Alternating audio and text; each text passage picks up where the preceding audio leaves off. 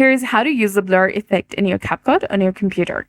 Blurring can be helpful for hiding sensitive information like a person's face. So go ahead and launch your CapCut PC, import the video that you want to work on, and add it to your timeline. Now click on Effects in the top of the screen, that is between stickers and transition. In the search bar, search for blur. Scroll down until you find the perfect blur effect that you want to use. Then drag the blur effect onto your video clip on your timeline. After that, add a mask. Click on the mask section in the top right corner, select Add a Mask. Go ahead and drag the edges to resize it over the area that you want to blur, or you can also use other different tools like Split, Slim Strip, Circle, Rectangle, Text, Brush, and Pen. I'm going to use Circle, and I'm going to place it on the face to blur it.